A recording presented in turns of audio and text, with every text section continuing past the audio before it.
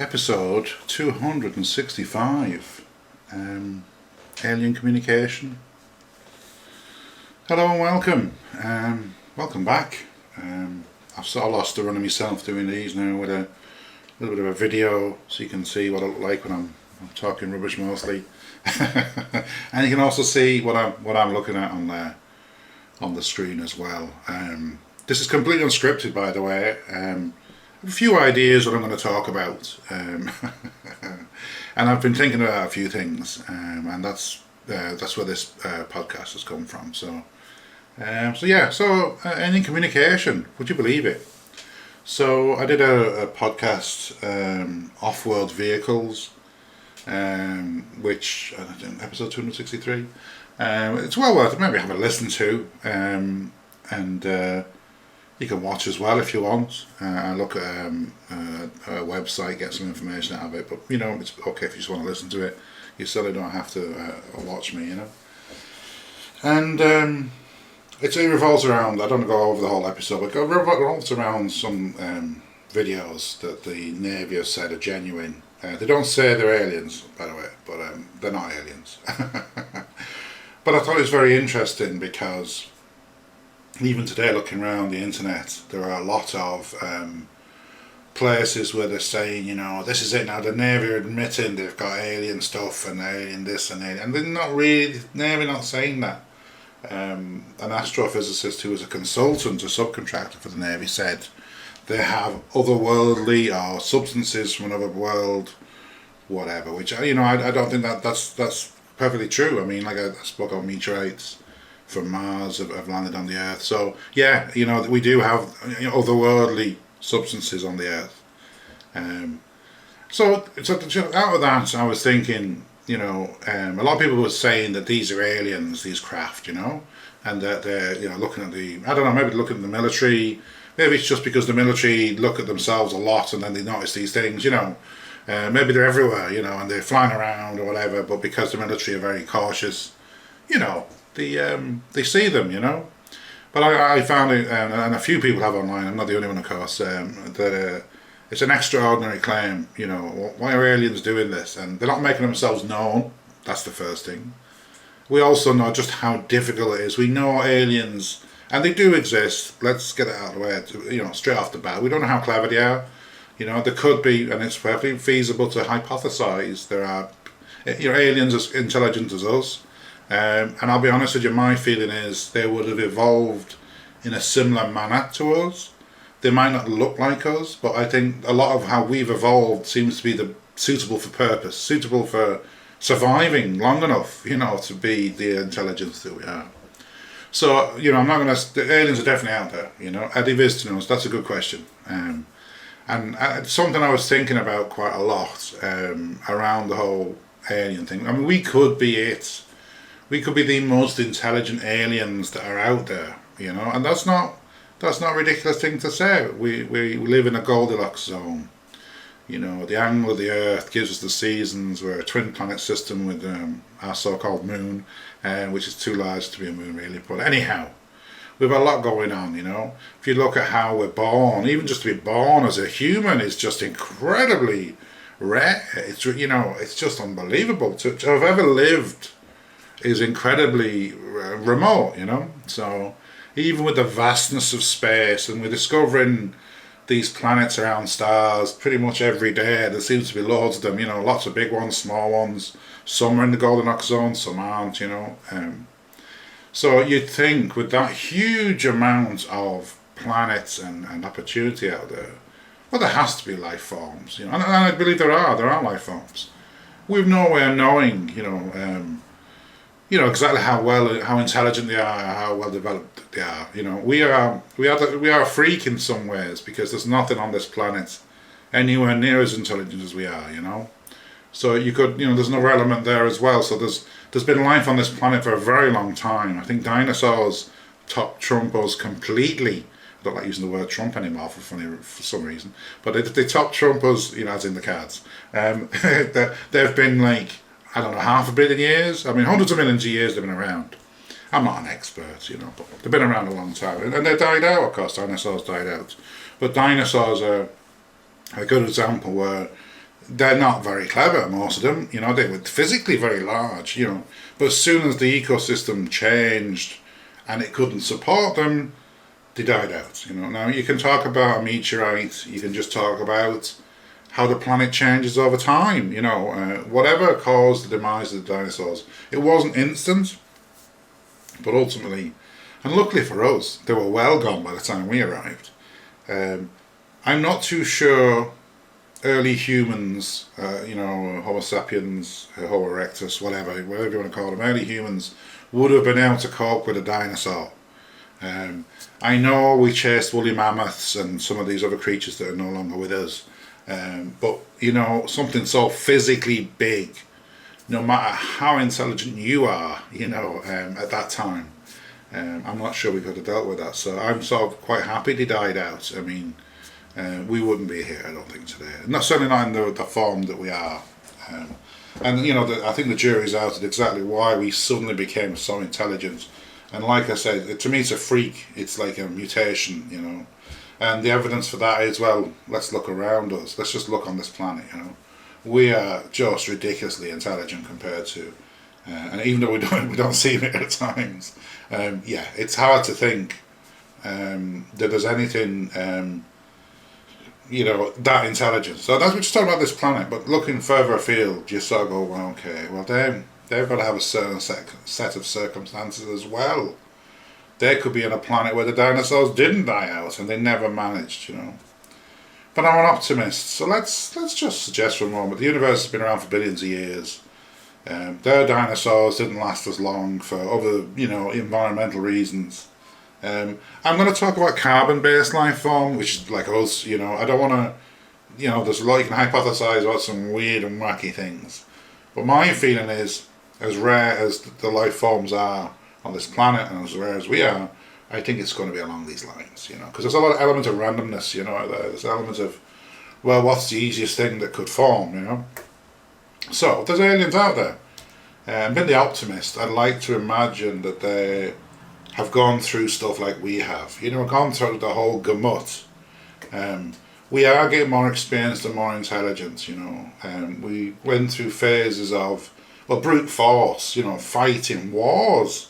I mean, how ridiculous is that? You know, we have a, you know, whatever you want to call it, a disagreement. I'm not going to trivialise war, by the way.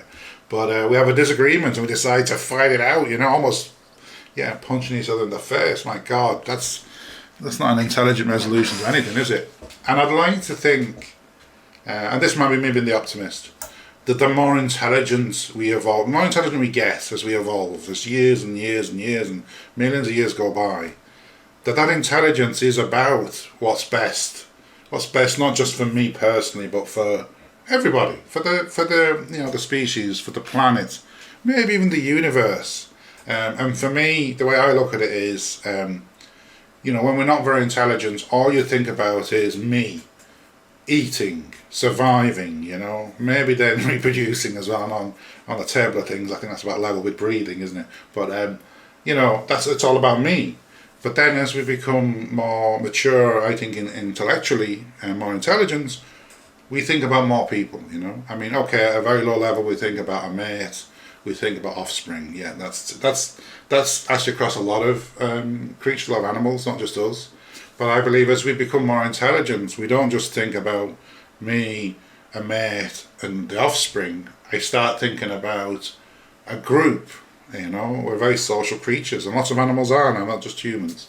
But as we become more intelligent, you know, obviously we want to do well for ourselves and our family, but I think this sphere gets larger. I think it gets bigger and bigger the more intelligent you are, you know, and the more intelligent people, they don't want war. They don't want to see people suffer. They don't want to see death. They don't want, you know, and for me, the more intelligence and more we evolve, then I believe the sphere gets bigger and bigger. So it's not just about me, not just about my family, not just about my town, not just about my country, not just about my continent, not just about my planet, but my universe. Maybe all of existence, you know, whatever that is. Is it the universe? Whatever has ever existed, you know. And I believe that as we become more intelligent, this grows and grows, okay? I hope you're still with me at this point. So, we're now in a situation, and this is me being optimistic now, maybe 1 billion years from now, this might come to pass. It might be, nowhere near happening for a long time. But I'd like to think it's already happening somewhere out there, somewhere beyond where we can see, where we'll ever see in the next, maybe 1,000 years or whatever. But there's something happening out there where there are, and I don't want to use the words humans or people, or let's call it life, right? Let's keep it very general. It has evolved beyond where we are. They had whatever it is, 100,000 years of experience. Well, they're now up to 1,000,000 years, maybe several million years. It's possible. They've had a few good bit of fortune, and they're now at the stage where they are maybe 1,000,000 times more intelligent than we are. So, if we just flip back to that concept of the more intelligent you are, the more you care. So this life forms, these I'm going to use the word people nearly then. I'd like to think they were people. They now care about more than their planet, about their existence, their species, and they're thinking more expansively, and they have the technology, whether it's organic based, cellular based, atomic based, but I'm not saying all seeing, but maybe that's the ultimate goal, that they're all seeing. They can look anywhere in the universe and see whatever, And I think, just look at the Earth. Earth compared to the other planets even around our own star in our solar system. And it stands out straight away, We're giving off a lot of signals, and we're giving a lot of, you can tell there's something pretty special going on here. And coming sweetly now to this topic of how are they going to communicate to us, So I was thinking about this, because they're going to want to communicate with us in such a way, the best possible way, right? And stick with me on this one. I'm just looking, as you can see on the screen here, about alien communication film. I don't know, I put film in maybe, I don't know why I did that. But straight away the film Arrival comes up from 2016. And I think I enjoyed the film actually. I enjoyed the premise of it before I watched it more than actually watching it, I think. But I like it because it seemed to be a serious attempt at tackling the subject of alien communication, They've sent ships all over these spaceships all over the planet, and they're attempting to communicate. They find a linguistics expert. Boom, it's lovely. I like it, But for me, this isn't how it'll happen. This isn't how it'll work. And for the very reason, and there's a few examples I'd like to give around being human. So basically, this ship arrives, right? Now, I don't know about you. If this ship arrives in Dublin and it lands, I would absolutely, myself, I don't know what I do. I freeze, I collapse, I could even be driven insane. I think I'd lose the plot, to suddenly be presented with this thing, and in your mind, all the concepts we have around aliens, and knowing they got that bloody thing here, they got it here, they're going to wipe us out. We're just ants. We're not even ants. We're just like cellular organisms. They're going to destroy us, So, I don't believe that's how they'd approach this, because they would know how we'd respond, because they know we're a simpler, even though intelligent life form. So, I love the premise of this language. She learns it, and boom, we get a great message. And and the great message is sort of central to me. But basically, I don't believe that they would present themselves in a way that would scare us. That's the first thing. These are really intelligent. I don't even use the word creature. They're an intelligent life, this is way beyond a creature, way beyond being human. So they would know that. They'd know, they're going to scare the bejesus out of us, what, we might even start firing missiles at them because we don't want to take the chance. And they know that. They're not stupid, they're hyper-intelligent. So basically, and I know from a human perspective, is the human brain is amazing. And if you're dying, people with these near-death experiences, if you're oxygen starved, you get hypoxia, your brain gives you this lovely feeling. It's like it's helping you on your way in some ways. Your own brain has evolved to sometimes treat some awful distressing moments like the end of life, and it gives just a bit of a calming influence, or potentially on part of the whole thing. And I think that's a good example of exactly how aliens would communicate, if I can say communicate with us, because they know if they turn up, if they send a signal, they send a message. I mean, the good portion of this planet are gonna panic. I'm not going to say the most intelligent ones won't. I think Stephen Hawking did mention, we don't really want to talk. He was a clever guy. Now we don't really want to meet them because it's going to be bad news. And I think he's right in many ways that if a life form arrived and presented itself, it's not going to be good.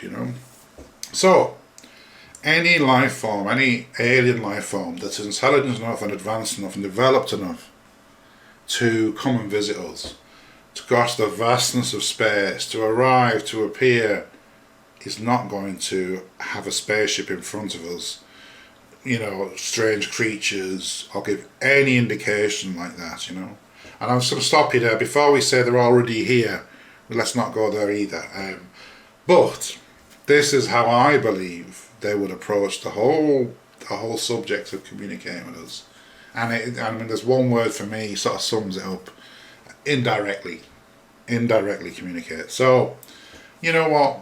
They're so all-seeing, this civilization, this life form. They know what's going on Earth. They've seen a million Earths around the universe. They've seen other life forms. They know exactly where we are in the scheme of things. They've well decoded our DNA. They know our psyche, they know our mentalities, they know our fears, our wants, our dreams, which are, it's almost quite limited maybe compared to maybe where they are, And like I said, going back to this, the more evolved intellectually and intelligent, a life form is, the more you think about more expansively. You don't just think about me. I'm not just thinking about my family, my country, my planet. I'm thinking about they've got to the point where they're thinking about all life forms in the universe. So they then they say to themselves, well, you know what, we know what's going to scare the bejesus out of these people, I don't have to call us people, maybe that's a very personal word, but whatever the equivalent would be for them. And they're not going to treat us like rubbish, because that's one thing about very intelligent people.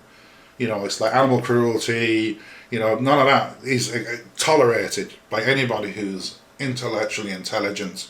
It's just nonsense. It's the idiots who do that. So, and they're thinking of ways that they can help us. This is the caring for every life form out there, not just themselves and the ones they have on the planet.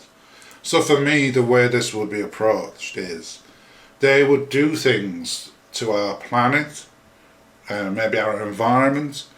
Give us a little nudge there now, a little this way, nothing extreme. You're not going to see a bolt of light, might be mistook for being God. They're not going to see a bolt of light or a laser beam. But you know what? They might adjust some of the chemistry of the planet, or the physiology, the physics of the Earth, Because the one thing, we sort of take notice of, that we think about, is our environment. And if the weather's going bad, we're now intellectually well developed, that we're now worrying about the environment of the planet, and maybe we're looking at things that we can help the planet, help it from being damaged, And I think the way that